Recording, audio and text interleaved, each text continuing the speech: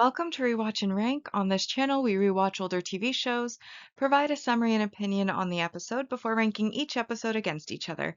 Today's episode is Charmed Season 2, Episode 6, That Old Black Magic. Episode in a nutshell is just a brief reminder / summary of exactly what happens within this episode.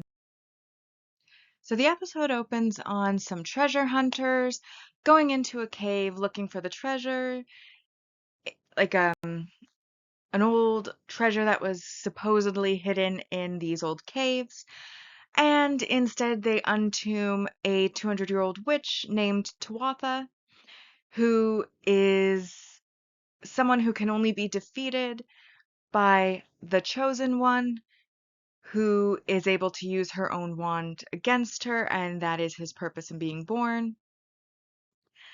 Once she gets out, she then sends her pet snake to look for the wand, which just so happens to be a wand that Prue was appraising for its current owner, who had picked it up for $15 at a flea market. And when Prue says that she could easily get $5,000 at an auction for it, Jack Sheridan arrives and basically offers her $1,000 cash, which Betty accepts. And then he and Prue have a little bit of a back and forth. And as he is leaving, she basically steals the address Betty wrote down for him to pick up the wand later. And then Prue plans to go and collect that wand. We then have Leo arriving just as Piper and Dan are getting back from a date where there's like an awkward meeting between the three of them. But Leo is there on business, which is, of course, to warn the sisters about Tuatha, let them know that they aren't the ones who are able to defeat her, but that he needs their help to protect the Chosen One until such a time as they are ready to face, or like the Chosen One is ready to face Tuatha, which it turns out that the Chosen One is a nerdy high schooler who has very severe confidence issues, being a seventh son. And we then have them trying to build his confidence, and Prue, meanwhile, goes to Betty's house, walks in on Tuatha killing her because she had the wand, and Prue goes in, takes her by surprise, manages to get the wand, and then arrives home where she's caught up to date, but her and the other, so Prue, Piper, and Phoebe, none of them have confidence in Kyle's ability either, so Kyle is left with Leo to train in trying to use the wand and gets a couple talks from Jenny throughout the episode as well. And then the sisters go and try to defeat Tuatha, fail miserably. Then they return home. They're still unsure about Kyle, but they get some potions together to try to be ready.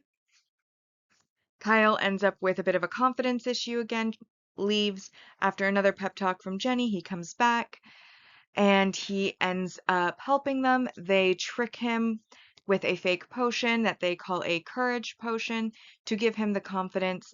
He then is able to defeat Tuatha, who then is obviously vanquished. He goes back to being an ordinary person, hopefully with more of a confidence boost in the future. And then Leo and Piper clarify that they are done, and he understands now why. And she confirms with Dan that her and Leo are done. And Prue then kind of takes the flirtation she'd had with Jack. She returns the wand, now broken, to him, saying that now it's worth what he paid for it. And then he invites her to drink and brag, and she agrees.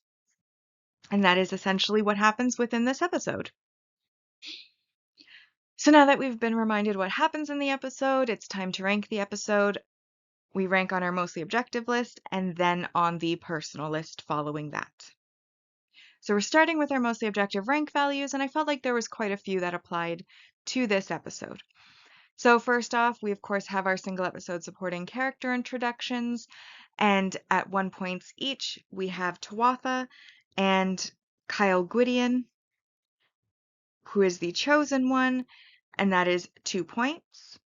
We then get our multi-episode supporting character introduction, which is Jack Sheridan, and he is worth 2 more points, bringing us to 4. We next have world building, and this is the first time in an episode where we see the sisters scrying, which, as we continue the series, becomes a pretty common practice for them. So, as always, when there's something that later becomes a staple in the series, I like to call out the first time we see it.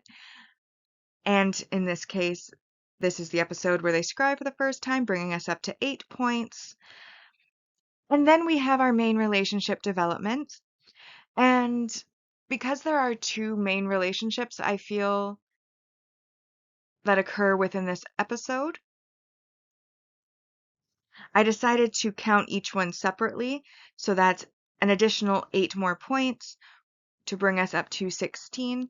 So obviously in our main relationship development, it of course starts with the fact that Jack is a multi-episode love interest of Prue's and one of her few love interests within the series. And this, of course, is their first meeting, which starts a little hostile because he's kind of elbowing his way into her televised appraisal. But, they kind of have a little bit of a back and forth, a minor flirtation. Then, of course, he comes to her house, which, not sure how he exactly got her address, but at least unlike with Andy, it probably was from somebody she knew or her workplace, whatever the case may be. He doesn't have access to police resources. And, again, is like, where's my wand? And she, of course, says she doesn't have it. They have another little back and forth there. And then at the end of the episode, they arrive at P3. Phoebe comments on how he's good looking. Prue then says that he's a jerk. And then she goes over to him. But before she goes over to him, she asks Phoebe how she looks. So even though he's a jerk, she obviously cares to make a good impression. And then when she gets over there, she gives him the wand. He comments on it being broken. She makes the witty remark about how now it's worth what he was going to pay for it. And then he invites her to have a drink with him so that she can brag about how she tricked him and pulled one over on him with the wand. And she says that she could brag and sits down, obviously implying that she has accepted having a drink with him. And then the second one, of course, is our kind of, at this point, Piper with both Leo and Dan. And of course, we have the start of the episode, Piper and Dan, they're making out at the car. They've had a date night and it's morning and they're just arriving back. And then we have them walking in kind of happy, and then Leo is there. And you can kind of see how Dan feels a little insecure about Leo, kind of looks immediately somewhat disappointed or kind of hurt, disappointed by it. And you can tell that there's some sort of insecurity there, especially then when he does come back later to talk to her and Leo is still there. But then at the end with P3, he does get a confirmation from Piper that she and Leo are no longer in a romantic relationship. And they, of course, kiss. And our assumption is that that has now resolved. I say assumption because we're rewatching. So we know that that's not actually fully resolved. But we'll talk about that in those episodes when we get there. Obviously, then we also have the Leo side of things where they were kind of left ambiguous. I mean, they'd had the conversation about how the relationship didn't feel quite right, how it was more difficult than expected, etc., etc. But I, at least on screen, did not see an official "we are no longer together, let's see other people" moment. And in this case, there's Piper running over to Leo when he gets hurt, obviously still worried about him, but I'm not really counting that in the development. The development part is really between Piper and Dan. Which now brings us to our negatives, and our first negative we're going to start up with, of course, is the main relationship regression or breakup.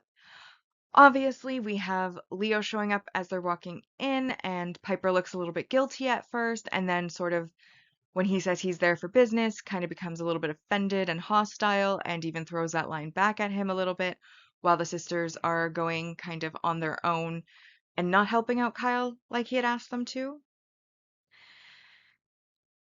And then, he kind of she ends up injured when they go after Tuatha. He heals her forehead, and she tells him that it gets confusing when he's near her, and she wants it to be just business between them. And he, of course, says that that's part of his business is to heal her, so he does end up healing her. And then after she runs over to him and, like, because he's been injured, but because he knocked his head when he fell under Tuatha's sleeping potion's effect, he lays there and he kind of, like, they kind of bring him onto a chair where he's kind of like laying out on it. And he tells her that, Dan will never understand her. Oh, sorry, no, so I got that out of order. So throughout the episode, they're kind of having a few conversations, and he notes at one point that Dan's never going to be able to understand her the way that he can. But then she says that at least she can count on Dan being there because he's normal, her neighbor. Then once he's injured and he's laying there, he then tells Piper that he finally gets what she wants, and what she wants is a normal life, and that's something that he, as a magical person, is not able to give her. And now he knows why the White Lighters are not meant to fall in love with witches. And then he orbs away. And this, of course, is meant to be their official breakup, at least for now, which is how, when she then goes to her date with Dan, she's able to confirm that they are over. And that is worth a -3 points. So that then brings us to 13 out of 10. But we still have a couple negatives. The next negative I want to say is I felt this one had a pretty weak main plot concept. I mean, obviously, the sisters weren't the hero in this case, but they were still trying to be. Like, Leo comes to them for help with a 200-year-old prophecy with the chosen one telling them to protect Kyle. That's what he needs them to do, because Tuatha can only be defeated by her own wand, which can only be wielded against her by the chosen one. He spells it out. It's very simple. And yet they spend the entire episode kind of with an attitude problem, going against what he has said, trying to be overconfident, thinking they can do it, even though he has told them that's not their destiny. This is one case where they can't. They even go so far as to kind of ruin the chosen one's confidence on occasion by not believing in him, and so obviously so in front of his face. And then it just feels kind of like it's a really grand concept and there's very little payoff. The sisters' attitudes were dislikable, and honestly, Kyle Gwydion, not a very likable character. Which is why it's worth -4 points for all of those things together, but then we also get an additional -4 points for the weak or dislikable supporting character, which is, of course, Kyle Gwydion. Obviously, overall, he has confidence issues from the start. Confidence issues that are kind of combined with a bit of an attitude problem. And then, Jenny comes over, gives him a little bit of a pep talk. Like, he finds her pretty, so then he'll show off for her, and oh, suddenly he can use the wand. But then when she leaves, he goes back to being incompetent with the wand, can't figure out how to use it anymore.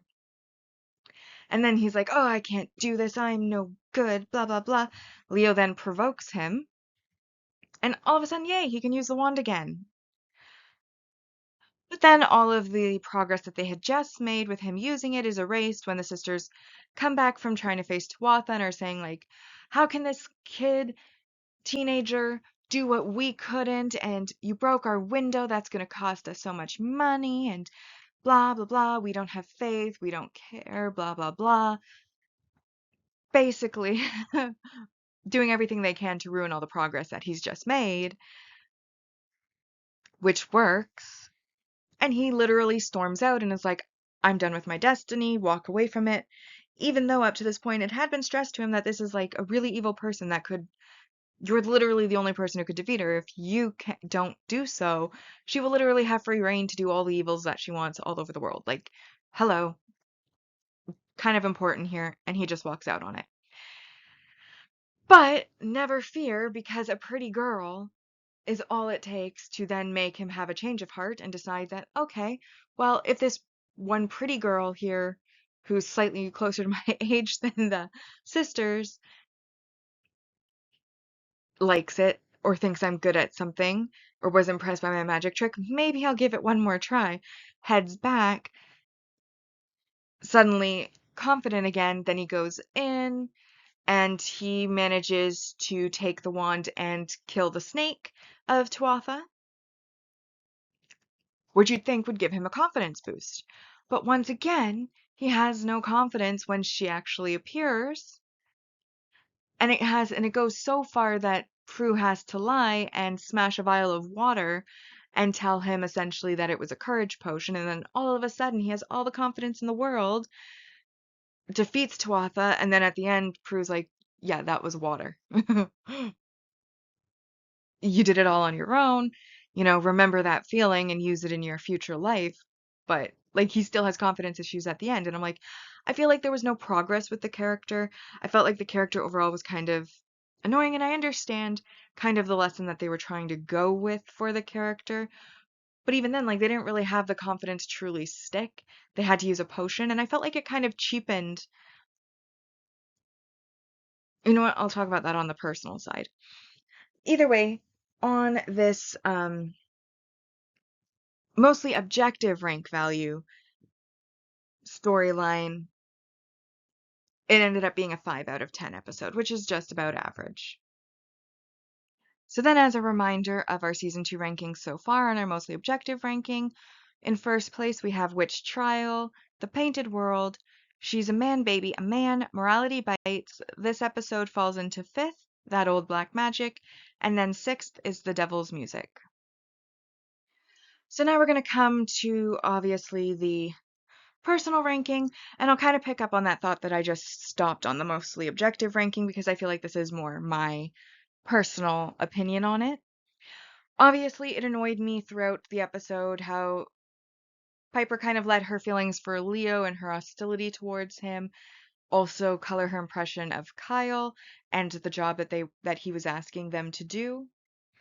I don't like how they did everything that they could to try to ruin his confidence instead of building him up when they were very clearly explained that he was necessary to this and he was the only one who could use Tuatha's wand against her, and that is the only thing that could kill her.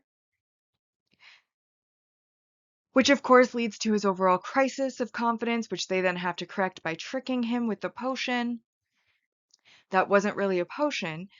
And I honestly felt that that kind of cheapened his ultimate victory because the confidence that he felt was artificially created, even if it was only artificially created in his own head. It wasn't him coming to a realization of his value, of his worth, of his ability, and then being able to put that into practice to defeat her, which I felt would have been better. It rather was just, I'm tricked into thinking there's an outside influence, so I've falsely gained some confidence, and then once it's done, I go back to being a regular person, and potion wore off, I lost my confidence, and then Prue basically says, no, no, no, don't worry, it was all you. We just lied about that potion. That actually was your ability, except now that ability is gone, and he didn't come to the confidence naturally. So even with Prue's pep talk at the end about him taking forward, like, no one else may know what he did, but he knows what he did, and if he knows that he could do that, then he can do anything he wants. How much that will stick, because they didn't really give him a full character growth or character arc or anything like that, I don't know. I feel like he'll probably just go back to being somebody who is very insecure. And so I felt like that just wasn't the ending that I would have liked to see for that character. And because I didn't see that full circle growth, that coming into his own, that coming into his confidence in order to defeat the bad guy, he never really grew on me or became likable to me as a character. And then, the sisters in this one, like I said, their attitudes did not give a good performance for me either.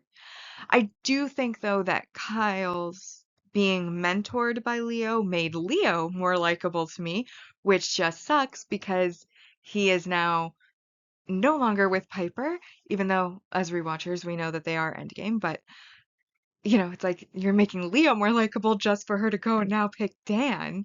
And it's like, again, not satisfied. And then with Jack and Prue, their relation they are a relationship over several episodes, but they are not endgame. They don't last that long, so even that is I like their meet cute. I like how they start a little hostile and they flirt, but it's such a small part of the episode. It doesn't really do that much for it, to be honest. And then what I think is the standout of this episode, the one redeeming feature in my mind for this episode, is Tuatha. I think Tuatha's aesthetic is amazing.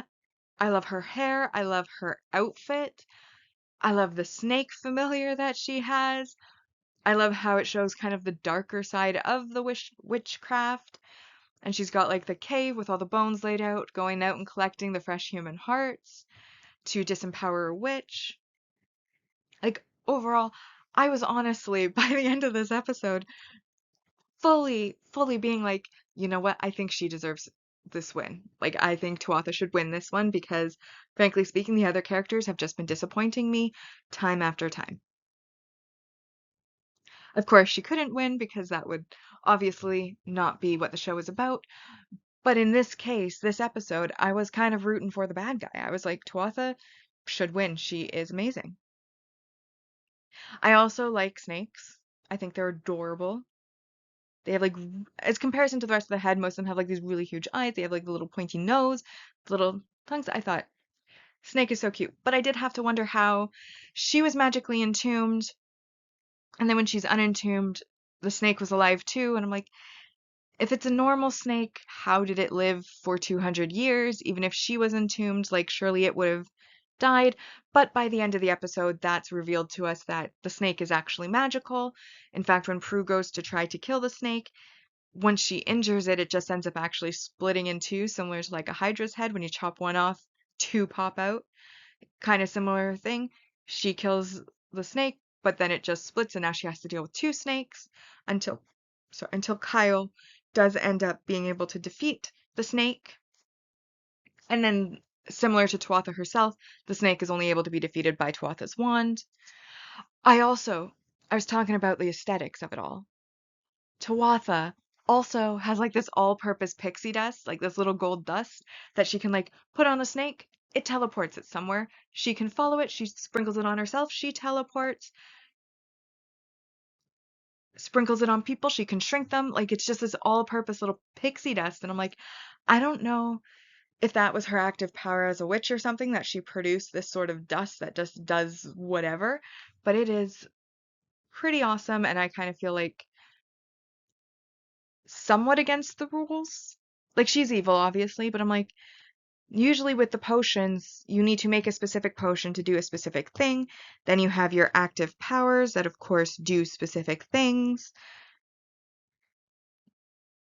And like then you've got like your magical artifacts like Athamaze and the wand, which again do specific things. This pixie dust kind of is outside of that because it seems to be all purpose and just doing whatever she wants it to. But it looks cool. It would be an awesome thing to have. And also a standout. But basically, like I said, in this episode, the villain was the standout. The villain was kind of the one that you wanted to win just because she was the only character that wasn't disappointing, apart from Leo, because Leo actually became a little bit more likable in his mentorship of Kyle. But overall, like I said, a weak episode. I wasn't fond of it. I've It's not the worst episode I've ever seen, and it did have the redeeming quality of her. So I did it a 2 out of 10. I ranked it 2 out of 10, which brings the personal ranking so far to Witch Trial, The Painted World, She's a Man Baby, a Man, The Devil's Music, Morality Bites, and then in 6th place, so coming in last, is this episode, That Old Black Magic. And so now we have our final segment, which is, of course, our series ranking so far, where we are ranking each of the seasons against each other. Season 1 is completed, and as a reminder of our Season 1 results, on our mostly objective ranking, we got 73.18%, and on the personal ranking, we came in at 71.50%. Now on Season 2 so far, we are adding 5 to our score currently, which is 45 out of 220. And then on the personal side, we added 2, which brought us up to 23 out of 220. And with that, we've now rewatched and ranked Charmed Season 2, Episode 6, That Old Black Magic. Like and subscribe if you'd like to, and I'll see you in the next episode.